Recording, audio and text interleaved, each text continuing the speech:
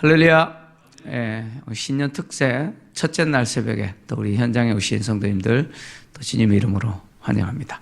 우리 전의자로 이렇게 또 물론 화장은 안 하셨지만 어차피 마스크 쓰셨잖아요. 전의자로 이렇게 보시면서 이렇게 인사합시다.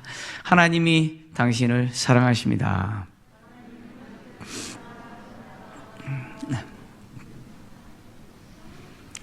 네, 하나님이 우리를 사랑하셔서 또 한 해를 우리에게 허락을 하셨습니다. 또 이 해는 어떤 일들이 일어날지 참 두려움과 걱정이 아니고 또 기대가 됩니다. 하나님 우리와 함께 하시기 때문에 어떤 일이 있을지 또 기대가 됩니다. 또 한 해 동안 또 이 기대가 우리 성도님들의 또 기대가 되기를 간절히 원합니다.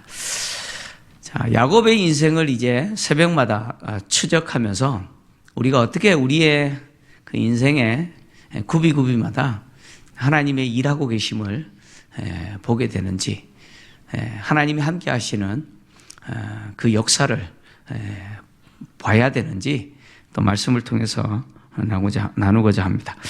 오늘 첫 번째 내용은 야곱의 출생부터 다루게 됩니다. 야곱과 이삭이, 에서죠. 이삭이 야곱과 에서를 낳은 이야기인데, 야곱의 인생의 시작은 그 어머니 리브가가 임신하지 못하는 불임으로 시작을 합니다. 불임으로 시작하는데, 우리가 읽지 않았지만 제가 또 추가로 읽었던 우리 20절을 보면 이삭이 리브가를 만나서 결혼한 때가 이삭의 나이 40세라고 이야기합니다. 40세에 결혼을 해서 20년 동안 자녀를 낳지 못한 것이죠. 그러니까 이삭이 에서를 낳았을 때의 나이가 60세라고 그러잖아요. 그러니까 20년 동안 리브가는 아이를 낳지 못한 것이죠. 어떨 때는 이런 생각이 들 때가 있습니다. 참 하나님이 짓궂으시다, 짓궂으시다. 그런 생각 안 드세요? 하나님은 장난꾸러기신 것 같아요. 하나님이 아브라함에게 참 자식 주겠다 그랬다가 몇 세에 주셨어요? 아브라함에게 하나님이 씨를 주시겠다라고 해놓고 무려 100세 때에 갔어야 겨우 이삭 낳게 했잖아요. 그죠? 사라 같은 경우는 90세가 되어서 여인으로서 기능 다 상실한 그 상황에서 이삭을 줬지 않습니까? 그렇다고 할지라도 뭐 이삭을 주셨으니까 아브라함이 하나님께 받은 약속은 너희의 후손이 하늘의 별과 같이 많을 것이다. 바다의 모래것처럼 많아질 거다. 약속했잖아요. 그러면 그 약속을 이루시기 위해서 이삭을 태어나게 하셨으면 이제 이삭이 결혼을 했으면 어떻게 해야 돼요? 통상 우리 생각이에요. 그 다음 순서는 어떻게 돼야 됩니까? 이삭이 결혼하자마자 그 아내인 리브가가 그냥 자녀를 수수수 잘라야 되잖아요. 그죠? 막 12명씩 낳고 막 그래야 되잖아요. 우리 과거의 어르신들 막 그랬잖아요. 그죠? 그래서 축구팀 한 팀 만들고 막 하셨잖아요. 아버지는 감독이고 어머니는 코치고. 새벽에 좀 웃으세요. 아니 하나님 입장에서 그렇게 해주셔야 되는 거 아닙니까? 하나님이 약속하셨으니까. 그러면 이삭이 결혼하자마자 리브가가 자녀를 잘 낳아야 되는데 아니 자녀를 못 낳아요. 20년 동안 임신을 못하게 만들어요. 하나님이 참 이상한 분이에요. 그죠? 약속을 하셨으면 그 약속이 순조롭게 진행되게 해야 되는데 무려 20년 동안 자녀를 낳지 못하게 하십니다. 왜 그러셨을까요? 하나님이 왜 그러셨을까요? 우리 성도님들 가운데 간혹 목사님 우리 딸 좀 아이를 가질 수 있도록 좀 기도해 주세요라고 하는 분이 계세요. 지금도 자녀를 간절히 바라는 기도하는 분들이 있어요. 제가 아는 분들 가운데는 무려 7년 동안 자녀를 낳지 못하다가 하나님이 기도 응답을 해 주셔가지고 아들 하나 낳은 분이 있어요. 있어요. 그런 분들 있잖아요. 그러면 뭐 7년 기도했다가 10년 기도했다가 하나님이 드디어 자녀를 주시면 그 자녀는 그 자녀를 볼 때마다 어때요? 볼 때마다 내가 낳았어요? 하나님이 주셨어요? 예. 그 자녀를 볼 때마다 내가 낳은 게 아니라 누가 주신 거예요? 하나님이 주셨다고 생각하죠. 예. 근데 또 반대의 경우가 있죠. 결혼하자마자 신혼여행 가자마자 그냥 아이 생기고, 예. 그지, 허니문이라 그러잖아요. 그 아이 막, 예. 그냥 내가 생각지도 않은데 그냥 임신하고 아이 낳고 그냥 그러면 태어난 아이를 보면 야, 하나님 주셨다 그런 생각 들어요, 안 들어요? 네, 믿음이 좋은 우리 성도님들은 그런 생각 하시죠, 그죠? 하나님 주셨다, 그래도 하나님 주셨다 그런 생각을 하실 건데 대부분의 사람들은 어떻게 생각해요? 네, 내가 낳았다라고 생각해요. 자기가 낳았다고 생각해요. 자, 하나님이 아브라함에게도 마찬가지고 이삭에게도 마찬가지예요. 사라도 마찬가지고 리브가도 마찬가지예요. 안 주세요. 안 주세요. 쉽게 안 주세요.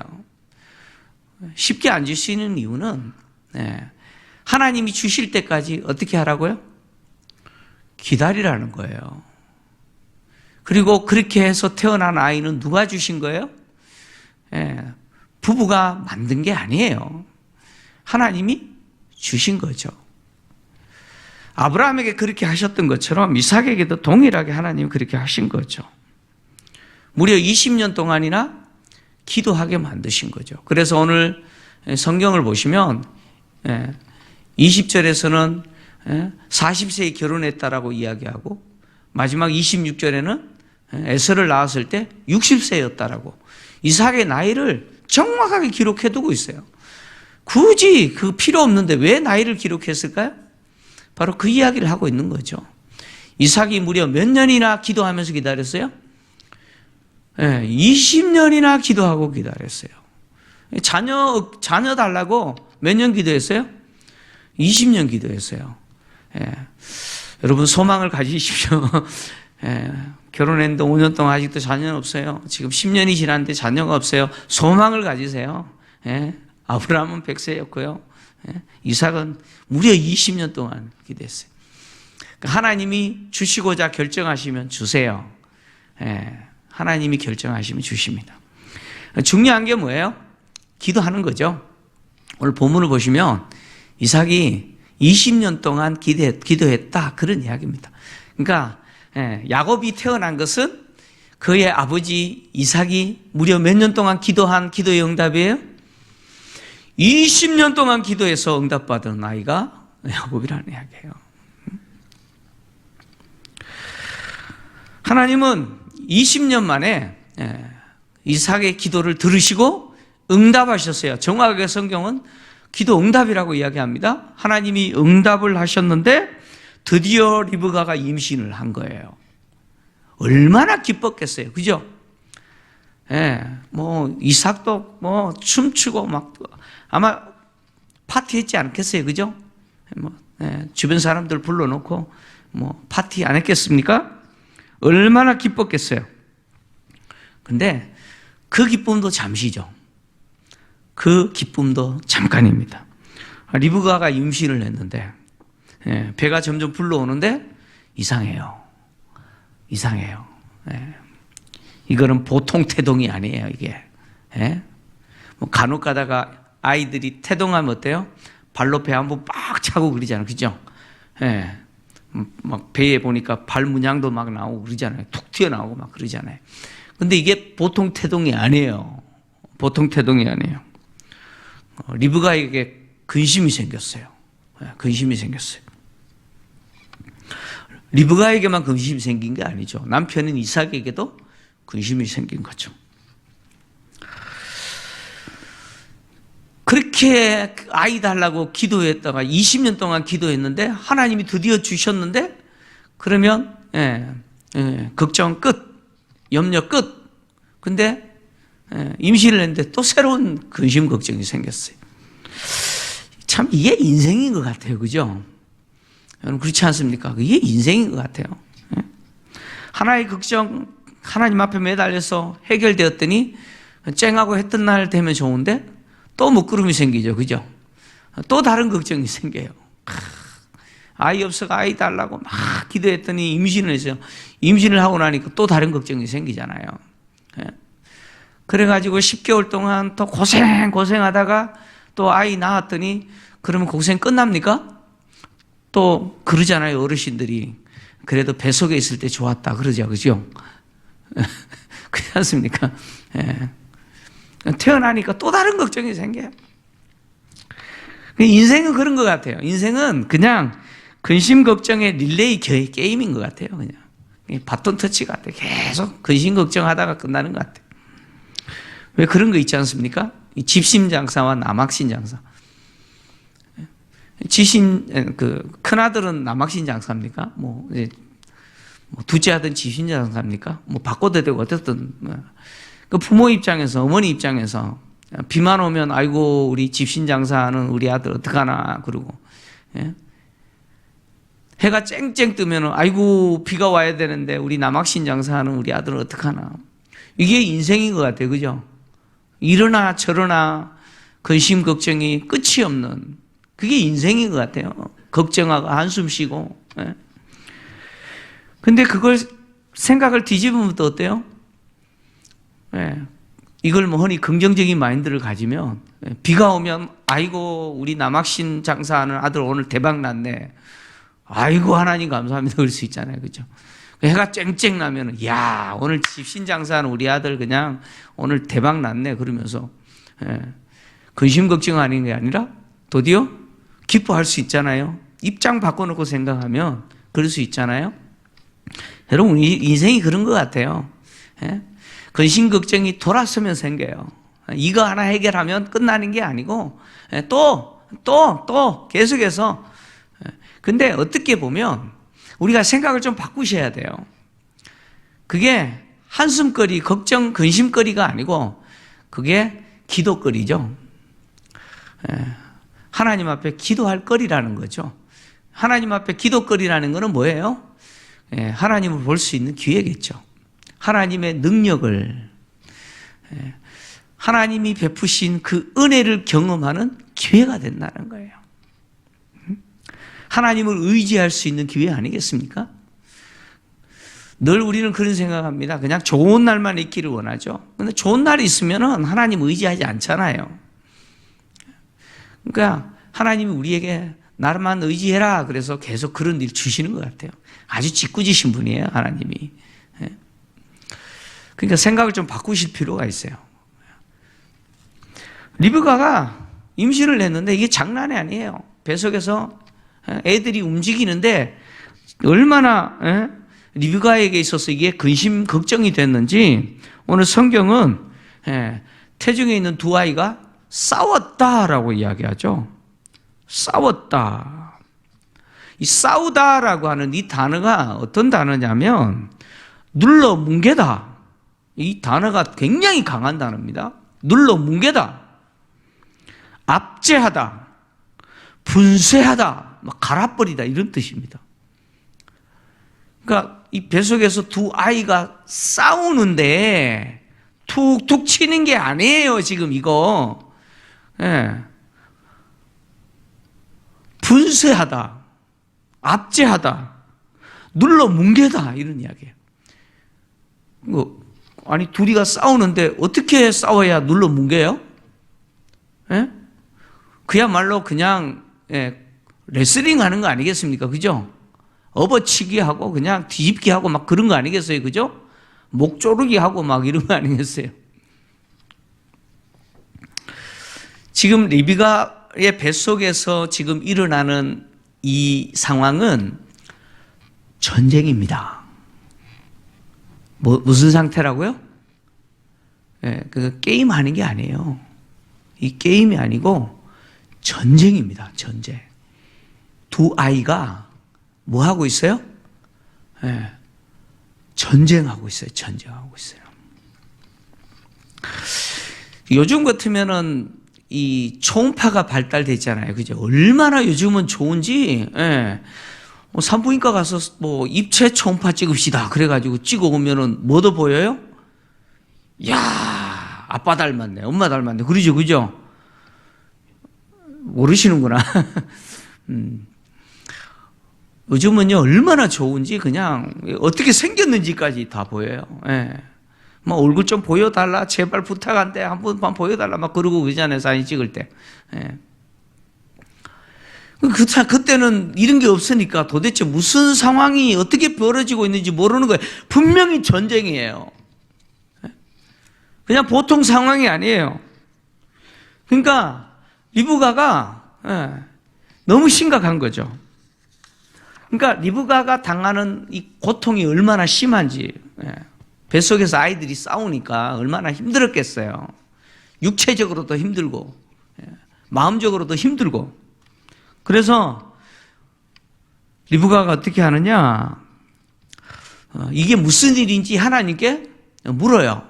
하나님께 묻는데 리브가가 이렇게 이야기하잖아요. 가서 여호와께 묻자온대, 이렇게 표현합니다. 가서 여호와께 묻자온대라는 이 표현은요, 원래 이제 후대에 가면 이 표현은 이스라엘 백성들이 선지자에게 가서 묻는 것을 의미합니다. 어떤 일들에 대해서 가서 여호와께 묻자온대라고 뭐 구약 성경에 등장하는 내용들은 주로 선지자에게 가서 하나님 이게 뭡니까? 묻는 것을 이야기합니다. 그러니까 지금 리브가 시대에는 선지자가 없잖아요. 그러니까 리브가가 어떻게 하나님께 물었는지는 모르겠어요. 그런데 당시 족장들이 하나님과 관계 속에서 하나님의 음성을 듣고 또 하나님께 질문하고 그랬잖아요. 그러니까 아마 리브가가 남편인 야곱을 통해서 뭐 하나님께 제사를 드렸던 아니면 하나님께 기도를 했던 간에 물었던 것 같아요. 근데 그 결과 하나님의 응답이 충격입니다. 하나님은 뭐라고 응답을 하셨냐면 리브가 뱃속에서 두 국민이 있다는 거예요. 두 나라가 있다는 거예요. 이 뱃속에 아이 두 명이 있는 게 아니고 쌍둥이가 있다 이렇게 말씀하시지 않아요. 리브가 뱃속에 두 나라가 있다는 거예요. 두 나라가 있는데 두 민족이 태중에서 어떻게 해요? 나누게 된다는 거죠. 나누게 된다는 거예요. 태중에서 두 민족이 나누게 된다는 거예요. 그리고 이 족속이 저 족속보다 강한데 큰 자가 어린 자를 섬기게 될 거다. 이렇게 말씀하셨어요. 다시 말하면 작은 자가 큰 자를 이기게 될 거다. 작은 자가 늦게 태어나는 자가 이루게 될 그 후손들이 먼저 태어나게 될 그 아이가 이루게 될 그 후손들, 그 민족보다 더 강하게 될 거다. 그들을 이기게 될 거다라고 하는 예언적 메시지죠. 하나님은 태중에서부터 벌써 누구를 선택했다는 거예요? 작은 자를 선택했다라고 말씀하시는 거죠. 그리고 태어났는데 첫째가 태어났어요. 첫째가 태어났는데 보니까 아이가 붉어요. 털이 많아요. 그래서 이름을 뭐라고 지었어요? 에서라고 지었죠. 에서라는 이름은 그 아이의 특징을 이야기합니다. 이 붓다라고 하는 히브리어가 아드모니라는 단어거든요. 아드모니라는 단어입니다. 에서의 별명이 뭐죠? 에서의 후손들을 무슨 민족이라고 불러요? 에돔이라고 부르죠. 아드모니라는 발음과 에돔이라는 발음이 비슷하죠. 그러니까 언어 유희라고 그럽니다. 이걸 가지고 언어 유희라고 가는데 이 특징을 이렇게 설명을 하는 거예요. 그 다음에 에서가 몸에 털이 많다 그랬잖아요. 털옷 같아서라고 이야기합니다. 이 털이라는 단어가 세아르라는 단어입니다. 세아르. 근데 에서의 후손들이 나중에 어디 살아요? 세일에서 삽니다. 세일이라고 하는 지역에서 살아요. 털, 세아르라는 단어와 세일이라는 단어가 발음이 비슷하죠. 이 언어 유희라 그럽니다. 그러니까 벌써 에서가 태어날 때부터 이 에서의 후손들의 특징이 뭔지, 그리고 그들이 어디에서 살 건지 이미 뭐예요? 다 담아놓고 있어요. 다 담아놓고 있어요. 벌써 첫째가 딱 태어났는데 이 아이와 이 아이 후손들이 앞으로 어떻게 될지 다 이 이름 속에 다 뭐예요? 담아놓고 있어요. 그 다음에 둘째가 태어났는데 첫째 발꿈치를 잡고 태어났어요. 그리고 그래서 이름을 뭐라고 지어요? 야곱이라고 짓잖아요. 야곱.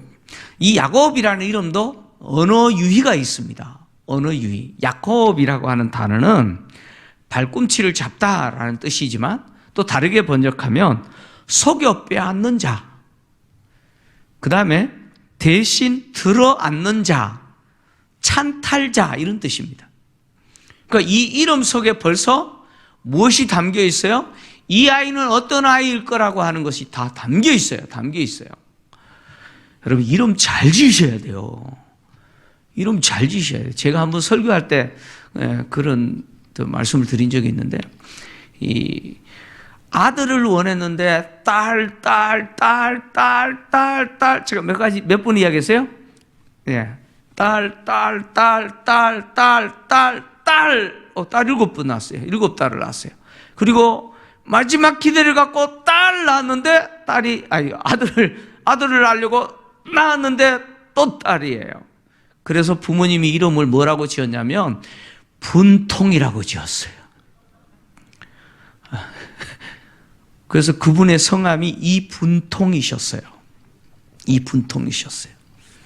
그분이 돌아가실 때 제가 집례를 했는데 자녀들이 어떻게 하겠어요? 어머니 이름이 부모님이 그렇게 지어놓은 거예요. 분통이라고. 너무 화가 나가지고 그냥 그렇게 지어놓은 거예요. 그래서 자녀들이 도저히 그 이름으로는 장례를 못 치르겠다. 그래서 이름을 바꿨어요. 여러분 막 화가 난다고 이름 막 짓고 하지 마세요. 이름 따라 산다 그러잖아요. 그죠? 야곱이라는 이름 속에 벌써 이 아이가 어떤 아이인지를 다 담아놓고 있다는 거예요.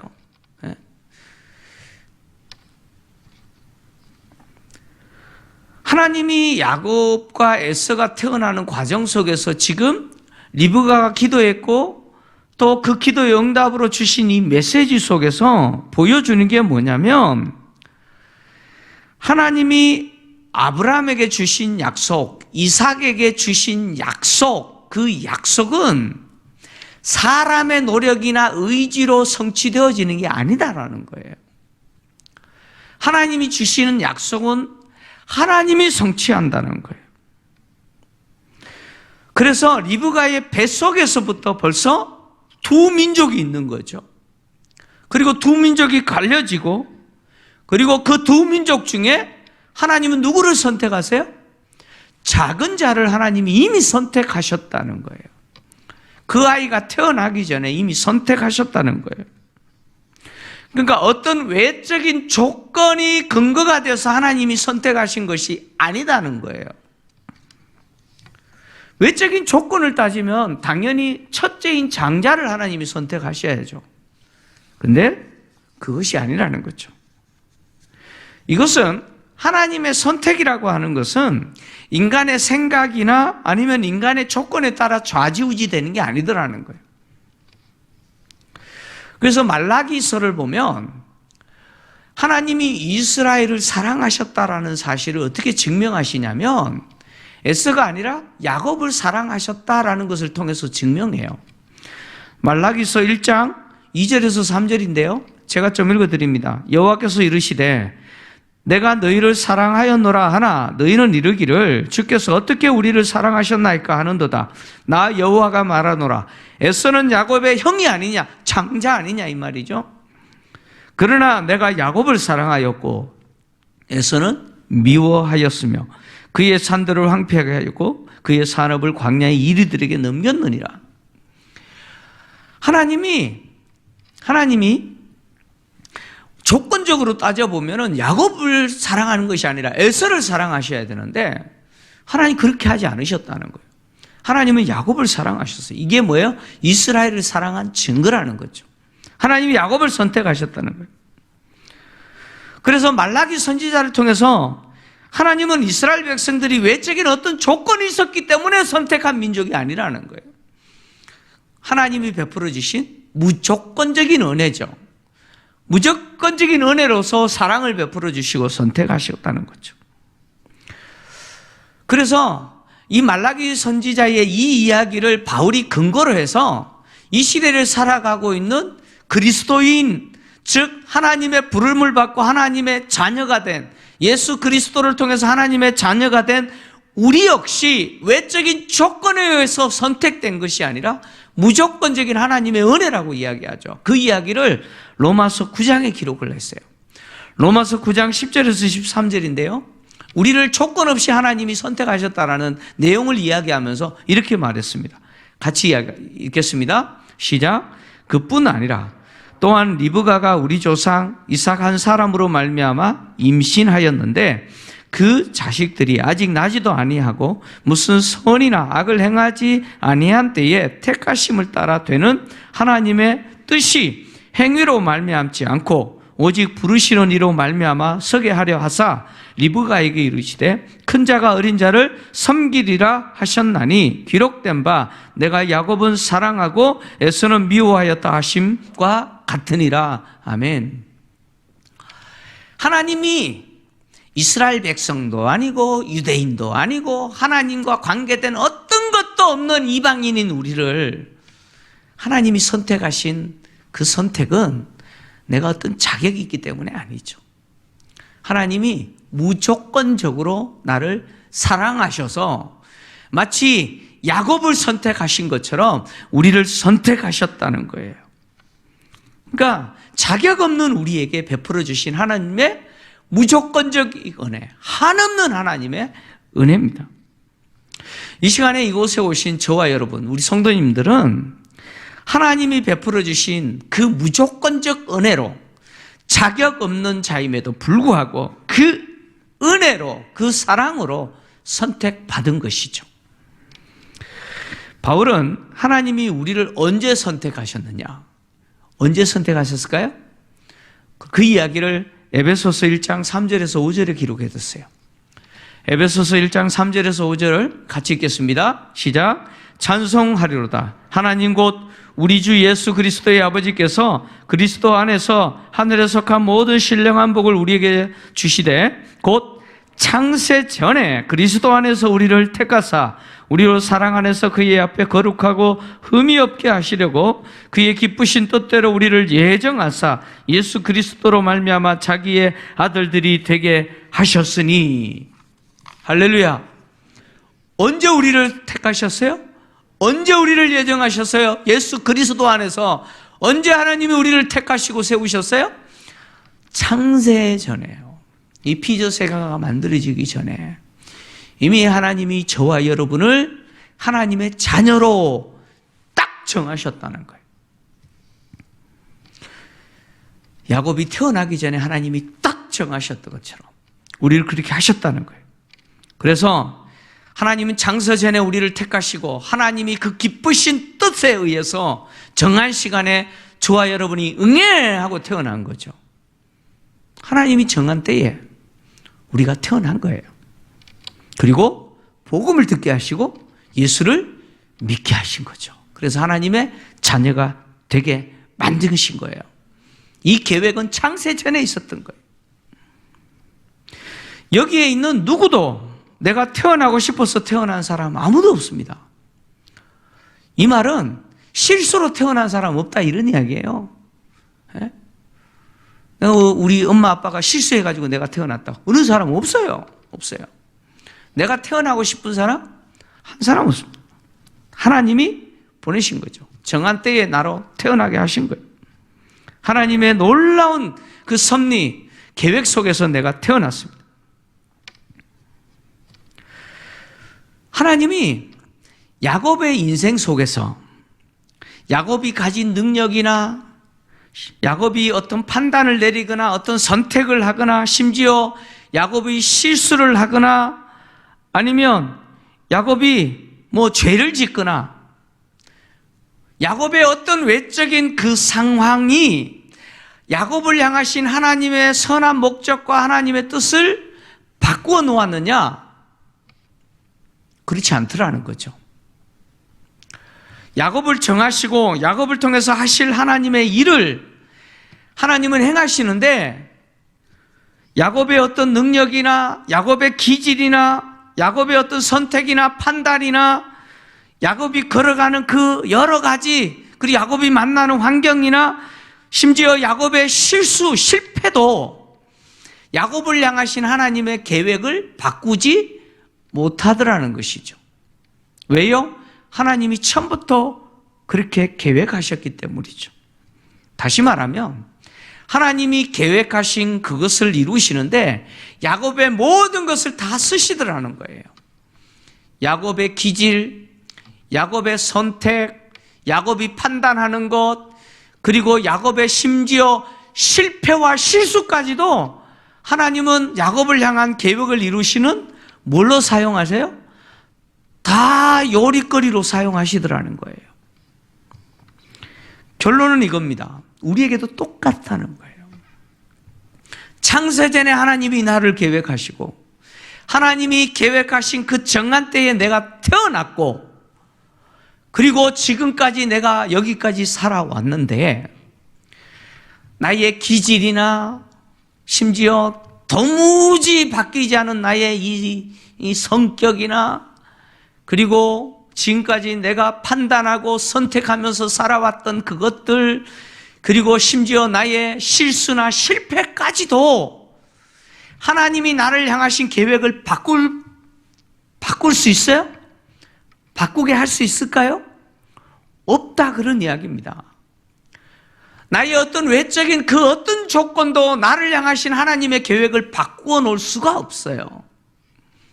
도리어 하나님이 정하신 그 계획과 뜻을 이루시는데 심지어 나의 실패와 내가 지은 죄악까지도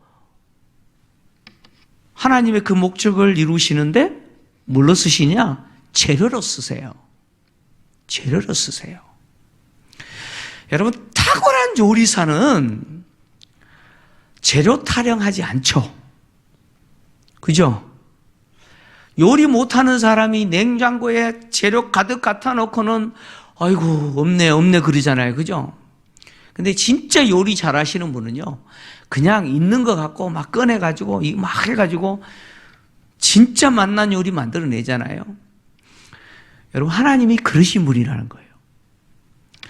여러분, 하나님은 어떤 분이냐면 절대로 나의 외적인 조건 때문에 당신이 갖고 계신 그 계획을 바꾸지 않으신 분이에요. 그리고 그것에 대해서 실패하지 않으시는 분이라는 거예요. 여러분, 그걸 믿으세요. 믿으세요. 내가 어떤 상황을 만나고 어떤 환경을 만난다 할지라도 나를 향하신 하나님의 뜻은 바뀌지 않아요. 내가 어떤 사람이다, 그것 때문에 하나님 나를 향하신 그 뜻을 바꾸시지 않는 분이라는 거예요. 나를 향하신 하나님 뜻은 반드시 이루어집니다. 여러분, 믿으십시오. 오늘 이 새벽에 우리가 기도할 때 이렇게 기도합시다. 하나님, 내가 어떤 사람이라도, 내가 무슨 일을 만나도, 그리고 심지어 내가 어떤 실수를 하고 어떻게 실패하더라도 나를 향하신 하나님의 계획과 하나님의 그 뜻은 바뀌지 않고, 또 하나님은 나와 같은 존재가 아니고 전능하신 분이기 때문에 내가 경험하고 그리고 내가 만들어 놓은 그 모든 일들까지도 다 무슨 도구로 쓰시느냐? 하나님의 뜻을 이루는 도구로 쓰실 줄 믿습니다. 하나님 반드시 나를 향하신 그 목적 이루어 주십시오. 오늘 이 새벽에 이렇게 기도하는 저와 여러분 되시기를 주의 이름으로 축원합니다.